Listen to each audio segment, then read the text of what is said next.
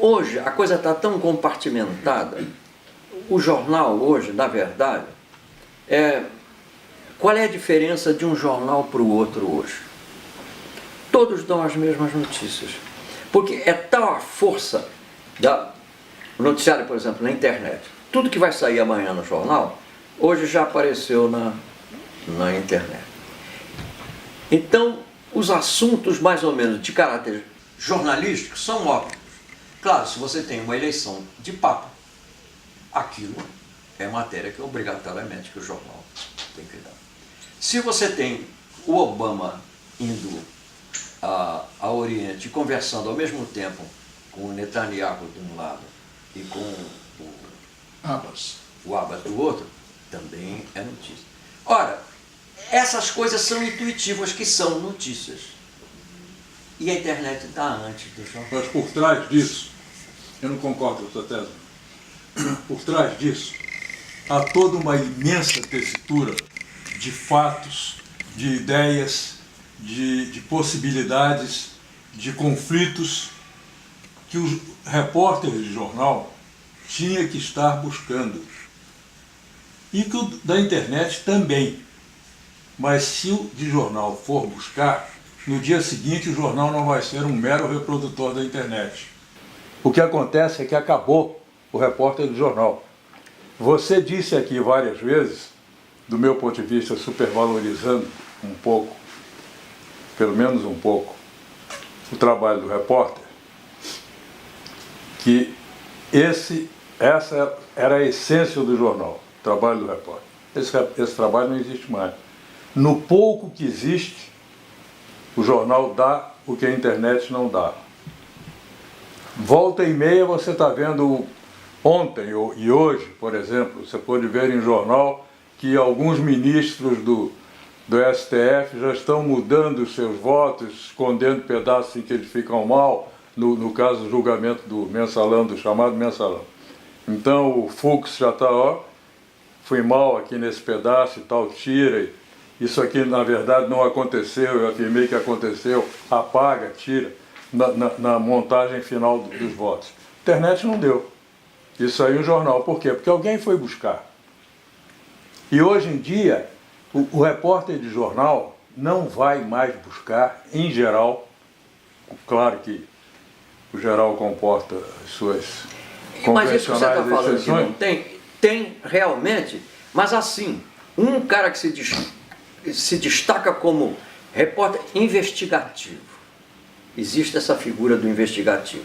É exatamente o que vai procurar uma notícia que está oculta por trás dessas manchetes todas e ela tem alguma coisa acontecendo por trás. Então ele vai, de vez em quando, uma dessas matérias explode e o cara revela uma coisa, o tal repórter investigativo levanta um negócio que ou ninguém sabia, ou estava muito oculto por trás dos acontecimentos, entendeu? E ele vai lá e vai ver, de repente explode. Mas é assim, um cara, não é mais a norma do jornal. Pois é, porque um cara vai buscar alguma coisa.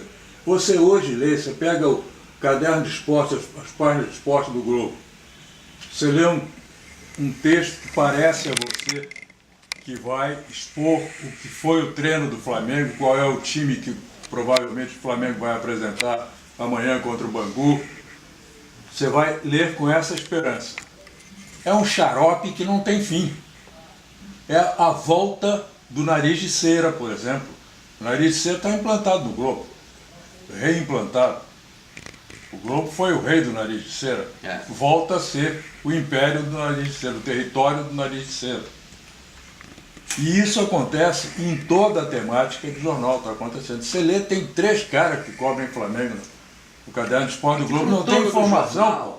Você lê um negócio, um texto desse tamanho, não tem. Jânio, essa conformação é boa. Primeiro, ele não precisa... Mas tudo bem, mas aí ele já não é precisa de uma outra longa coisa. equipe. Para que ele vai ter um monte de repórteres? Mas tem um monte, cada redação hoje é um ministério, rapaz. Você não imagina o que é a redação do Globo, você não imagina o que é a redação da Folha. A redação da Folha é o tamanho do Ministério da Fazenda, pô. É um negócio gigantesco. Com aquela redação, no nosso tempo, nós faríamos 5 jornais num dia.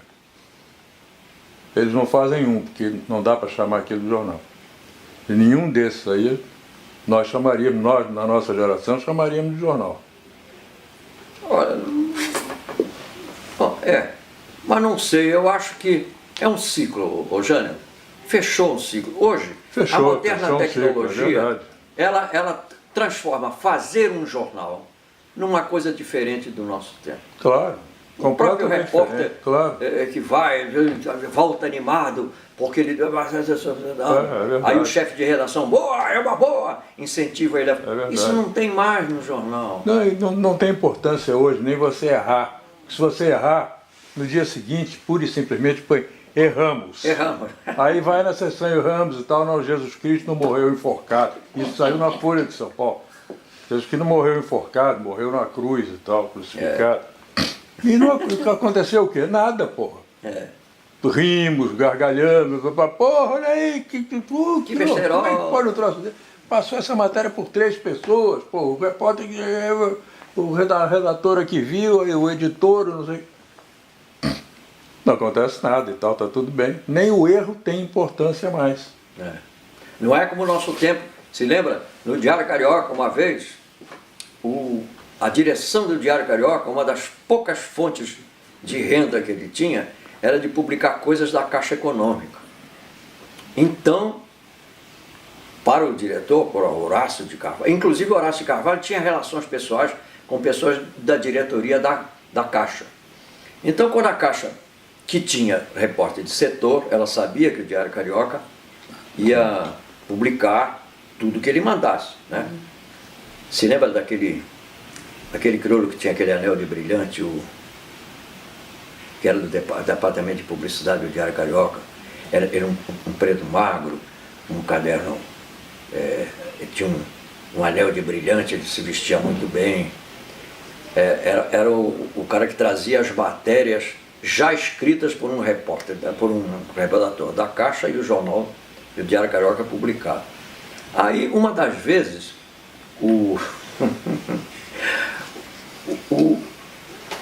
alguém, um diretor da Caixa, tinha muito interesse numa notícia e mandou pedir para o Horácio de Carvalho, especialmente, olha, dá um destaque a isso. Então. Aí, parece que esse recado foi dado pela mãe dele. E o Horácio de Carvalho, quando baixou a matéria para a oficina, botou um bilhetinho assim, com um clipe dizendo assim: fulano, mamãe pediu que desse destaque. Isso aí. O cara chegou na oficina, pô, bilhete com a letra do chefe do coelho, ele não teve dúvida, publicou. Saiu a matéria dizendo: compôs. Olha, mamãe pediu que... Quer dizer, hoje um amadorismo desse não pode acontecer. Hoje o que pode acontecer é isso, a repetição do que está na internet. Não é? É a repetição do que está na internet. Por exemplo, eu acho que o irônico é o seguinte: um sujeito do nariz de cera que reagiu às mudanças acontecidas na imprensa era o reacionário. Era o típico reacionário. Era o cara que reagia a uma novidade. Tá certo? O que é irônico é que hoje, jornalistas como o Jânio ou como eu, somos reacionários. Nós não somos, porque não avançou. Entendeu? Quer dizer, se o jornal tivesse avançado e nos superado, né? Quer dizer, superado no sentido de que estão fazendo um jornal muito melhor, estão fazendo um jornal mais audacioso, com mais propostas, não sei o que e tal, com mais coisa, com uma agenda. O jornal do nosso tempo tinha alguma agenda. Tinha uma agenda de interesses, quer dizer, definia melhor uma agenda de interesses. Qual é a agenda de interesses dos jornais hoje? É nenhuma, certo? Coisa nenhuma. Então, o irônico agora é que a geração que vem abaixo da gente, no fundo, talvez sem dizer explicitamente, nos acha reacionários, não é certo? Isso aí era no tempo de vocês, quer dizer, no tempo de vocês fazia notícia, agora a gente faz outra coisa, não é certo? E isso é que é um pouco irônico, porque nas sucessões de geração sempre teve o reacionário, sempre teve o cara que resiste à mudança, que não quer que a mudança aconteça, enfim, né? Nessa agora está irônico, quer dizer, está irônico nós sermos considerados os reacionários, tá certo? Porque no fundo acho que a nova geração de redação acha isso mesmo. Esses caras são ultrapassados, são... Olha, eu continuo a E não é achar ultrapassado, nós somos diferentes. que a coisa está coerente com o desenvolvimento que a tecnologia alcançou na área da produção de notícias. Você quer ver? Como todos produzem o mesmo tipo de notícia, tudo fica muito igual. Você pega o Globo, o Estado, sei lá, não vou falar com certeza porque eu não conheço um bom jornal do Rio Grande do Sul. É tão intuitivo como a grandeza, a importância das notícias é sugerida não pela capacidade que cada órgão tem individualmente de achar uma coisa importante para botar na manchete. Todos dão a mesma manchete. Claro que a gente sabe que a escolha de um Papa é uma coisa importante. Mas todos os jornais falaram no Papa Francisco, mais ou menos dizendo a mesma coisa. Todos, em todo o Brasil. Por quê? Porque o jornal foi precedido de uma bombardeamento através da internet, que dá aquelas... Você liga o teu computador, tem as manchetinhas lá, dizendo coisa que, em última análise, é o pré-lançamento do que você vai ler amanhã no jornal. Qual é o jornal que vai querer sair na contramão da manchetinha da internet? Não vai. Então acaba sendo tudo a mesma coisa. E se todo mundo vai falar a mesma coisa, para que este monte de repórter investigativo? Então essa é a nova realidade. Quer dizer, a linguagem jornalista, a curiosidade, a diversidade de versões do jornalismo, perdeu o campo por uma coisa que está institucionalizada, que virou, na verdade, um grande press release. Antigamente, nós somos de uma geração que a gente tinha ódio de press release. Se lembra? Para nós, press release era coisa... isso vem lá daquele setorista, aquele é um ninho de picareta. A gente não falava isso? Então mandava o cara lá para fazer diferente. Era humilhante para um redator reescrever press release. Porque se supunha que o press release obedecia ao interesse. Era a informação, recebia o interesse dele. E você não queria dar essa informação, você queria dar a informação do teu jornal. Do ponto de vista do teu jornal, se ele fosse sensacionalista, tirar o que tinha de sensacionalista naquela notícia. Se fosse de... Mas hoje o cara recebe e dá tranquilamente. É um grande... A imprensa virou um press release gigantesco. Todos, eu pelo menos que leio, eu leio, na minha casa, eu leio o Estado e a Folha. E como eu sou amigo de um baiano que mora em São Paulo e é vascaíno, ele compra Jornal do Rio para ler notícia do Vasco. Então eu acabo lendo diariamente o Jornal do Rio também, porque ele fica com a parte de esporte e eu leio de coisa. E eu vejo, rapaz, é igual. A única coisa que ainda mantém de diferente no jornalista são as notícias locais. Por exemplo, todos dão a notícia da chuva, mas claro, se a chuva foi em Petrópolis muito forte, claro, e lá em São Paulo também vai se falar da chuva de Petrópolis, porque ela naquele momento é mais importante.